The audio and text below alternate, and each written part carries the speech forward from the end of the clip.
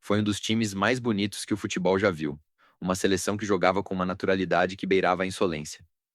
Que passou a fase de grupos marcando quase 3 gols por jogo. Que tinha Zico no auge, Sócrates de capitão, Falcão no meio-campo e um ataque que parecia brincar com a bola. Pois é, esse time não ganhou nada. Pior, ele perdeu para a Itália de Paulo Rossi. Um cara que, meses antes, estava suspenso por envolvimento num escândalo de apostas. A Itália levou a taça. O Brasil levou o apelido de geração perdida. E a pergunta que fica, 40 e tantos anos depois, é como o time mais bonito do mundo simplesmente não ganhou. Vou te contar 3 coisas que a maioria das pessoas não cruza quando pensa no Brasil de 82. Primeiro, o time que a gente venera como futebol arte quase não existiu. Tele Santana montou aquela seleção sob pressão, contra a torcida e contra a imprensa, que queria um time mais europeu. Segundo, a Itália, que venceu o Brasil, quase foi eliminada na primeira fase. Passou com 3 empates, 3 gols marcados em 3 jogos. Não ganhou de ninguém até encontrar o Brasil. Terceiro, o Brasil jogou a final antecipada contra a Argentina na segunda fase e venceu por 3-1, com atuação histórica. Todo mundo achava que a taça era nossa. Era. Até que não foi. E o mais bizarro, o que derrubou o Brasil não foi um erro individual. Foi uma decisão errada de confiança. Ou melhor, de excesso de confiança. É isso que a gente vai destrinchar nos próximos minutos. Antes de entender o que deu errado, a gente precisa entender como aquele time foi montado. E o contexto é importante. O Brasil vinha da Copa de 1978, na Argentina, onde terminou em terceiro lugar invicto. Mas invicto não significa feliz. A seleção de 78 jogou um futebol pragmático, violento até, sob o comando de Cláudio Coutinho. A torcida não abraçou o time. Pelo contrário, a relação entre imprensa e seleção era tão hostil que o jogador Oscar contou, anos depois, que era um mero zagueiro dedicado sem muita técnica. Ele mesmo se descreve assim. Pois é. O futebol brasileiro respirava aliviado quando Tele Santana assumiu em 1980. Tele vinha do São Paulo e tinha uma filosofia clara. Posse de bola, toque rápido, liberdade criativa.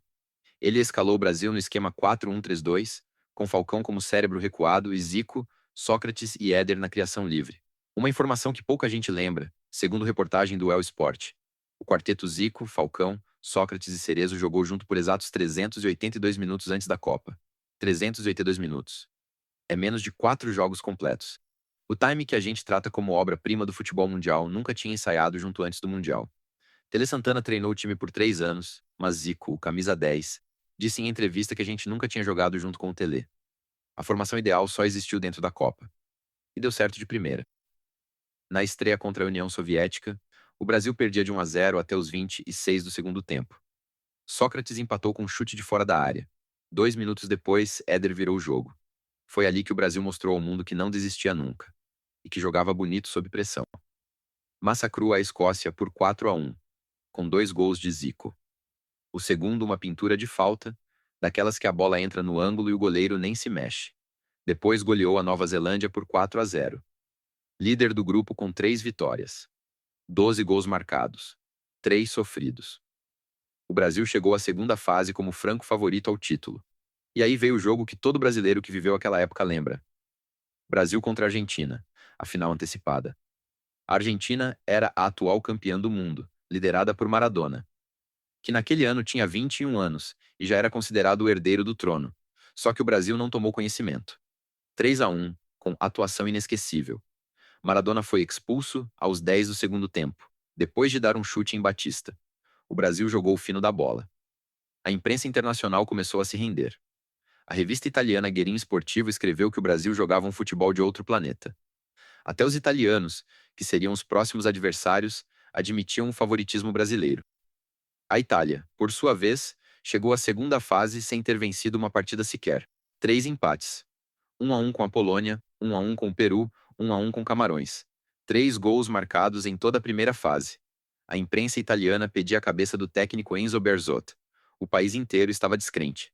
Mas Berzot fez uma coisa que Tele não fez. Ele estudou o Brasil. Leu o jogo. Armou o Marapuca. E a Itália inteira sabia que a única chance era marcar Zico em dobro. E torcer para Paulo Rossi acordar. 5 de julho de 1982. Estádio de Sarriá, Barcelona. 225 mil pessoas. Número oficial, mas parece que o Brasil inteiro estava ali, de alguma forma. O jogo começa e o Brasil domina. Aos 14 minutos, Sócrates recebe na entrada da área, corta o marcador e chuta cruzado. 1-0 Brasil. Parecia o roteiro esperado. Só que 3 minutos depois, a Itália empata. Num lance confuso, a zaga brasileira afasta mal. A bola sobra para Paulo Rossi. O mesmo Rossi que estava suspenso por escândalo de aposta 2 anos antes, o mesmo Rossi que não tinha feito um gol sequer na Copa até aquele momento. Ele dominou no peito e chutou no canto de Waldir Pérez. 1-1. O jogo continuou equilibrado. O Brasil criava, mas esbarrava na defesa italiana. Zico foi caçado em dobro o jogo inteiro. Leandro, o lateral direito, tinha ordens de subir ao ataque. E subiu, mas deixou espaços que a Itália explorou. A virada veio aos 30 minutos do segundo tempo. Outra vez Paulo Rossi. Cabeceio após cruzamento, 2-1. O Brasil estava contra as cordas. E aí veio o momento que virou lenda. Falcão, aos 47 do segundo tempo, recebeu na entrada da área, limpou o marcador e chutou no ângulo. Empate. Golaço. O Brasil estava vivo. Precisava de mais um gol para se classificar. A Itália jogava pelo empate. Faltavam 13 minutos. Era o momento de virar o jogo, de mostrar a força do futebol arte. Só que o Brasil não virou. E o que aconteceu nos minutos seguintes foi um erro que até hoje divide analistas. Tele recuou o time, em vez de pressionar a Itália, que estava exausta, que tinha 3 jogadores pendurados, que só sabia se defender. O Brasil recuou as linhas. Esperou o milagre. E o milagre veio, mas do lado de lá. Aos 39 do segundo tempo, a Itália fez um contra-ataque. A bola chegou em Paulo Rossi outra vez, livre na pequena área. 3-2. Tragédia do Sarria. O Brasil estava eliminado. Aqui vai o que quase ninguém discute quando fala da tragédia do Sarria. O Brasil não perdeu porque a Itália foi melhor. O Brasil perdeu por 3 razões objetivas. Primeira, excesso de confiança na primeira fase. O time goleou todo mundo, mas aquelas goleadas criaram uma bolha. A imprensa e a torcida já tratavam o Brasil como campeão antes da hora. E o grupo sentiu isso. Segunda, a escolha tática de Tele Santana de escalar Leandro como lateral ofensivo contra a Itália. Funcionou contra a Argentina, mas contra a Itália, Leandro deixou um buraco nas costas que Paulo Rossi explorou 2 vezes. Dados da FIFA mostram que o lado direito do Brasil foi a zona de maior ataque italiano na partida. Terceira, a falta de um plano B. Quando a Itália fechou os espaços e marcou Zico em dobro, o Brasil não tinha alternativa tática. Não tinha um segundo atacante de área, não tinha um jogador para quebrar as linhas. O time inteiro dependia da genialidade individual dos seus craques. E naquele dia, a genialidade encontrou uma muralha. A Itália de Berzot não era brilhante. Era cirúrgica. Estudou o Brasil, sabia que a defesa brasileira era frágil em bolas aéreas, sabia que o meio-campo se desorganizava quando pressionado. E esperou. A Itália esperou o erro brasileiro. Não criou, não inventou. Esperou. E o erro veio. É duro dizer. Mas o futebol arte do Brasil de 82 tinha uma falha estrutural. Era lindo de ver, mas não sabia ser feio quando precisava. A pergunta que fica ecoando desde aquele 5 de julho é: se o Brasil de 82 não ganhou, ele foi de fato a melhor seleção da história? A resposta é mais complexa do que parece. A geração de Zico, Sócrates, Falcão, Júnior e Cerezo entrou para a história como a geração perdida. E o termo perdeu o peso pejorativo com o tempo. Hoje, é quase um título honorífico. O Brasil de 82 é mais lembrado, mais amado e mais estudado do que a maioria dos campeões mundiais. O Oscar, zagueiro daquela seleção, disse em entrevista ao UOL em 2020 que o time de 82 não venceu e é mais reconhecido do que a campeã de 2002. Pensa nisso, a seleção pentacampeã do mundo, com Ronaldo, Rivaldo, Ronaldinho, uma das maiores de todos os tempos. É menos celebrada afetivamente que o time que perdeu. Por quê? Porque o Brasil de 82 não jogava para vencer. Jogava para encantar. E isso, no futebol, é uma faca de 2 gumes. O encanto não ganha título. Mas o encanto constrói legados que atravessam gerações. Em 2026, 44 anos depois, um atacante egípcio chamado Mostafa Zico, apelidado de Zico do Egito, marcou seu primeiro gol em Copas, contra a Nova Zelândia. Ele disse que sonha em igualar os 5 gols do xará brasileiro em mundiais. Um jogador do outro lado do mundo, que nem era nascido quando Zico jogava, carrega o nome e a referência. Isso é legado.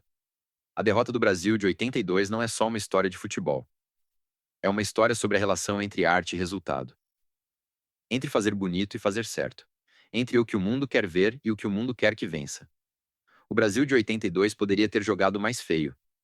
Poderia ter cadenciado o jogo contra a Itália. Poderia ter segurado a posse. Poderia ter feito cera. Mas não fez. Porque não era da natureza daquele time. E talvez seja isso que a gente ame nele.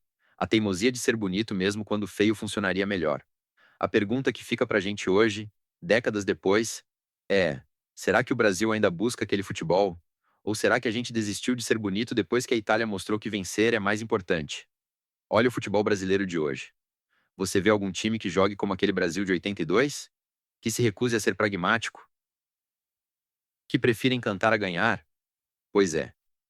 Talvez a verdadeira tragédia do Sarriá não tenha sido a eliminação. Tenha sido o fim de uma ideia de jogo. O Brasil de 82 perdeu a Copa, mas venceu a história. Paulo Rossi levantou a taça. E, ironicamente, é lembrado menos que Zico no imaginário popular. O futebol arte morreu no Sarriá, mas virou lenda. E a lenda, diferentemente de um troféu, não enferruja. Conta pra gente nos comentários. O Brasil de 82 ganharia do Brasil de 2002? Ou o futebol moderno, mais físico e tático, atropelaria aquele time de craques? A gente tá moldando esse canal junto. Toda semana a gente decifra uma história que ninguém contou direito. Até a próxima.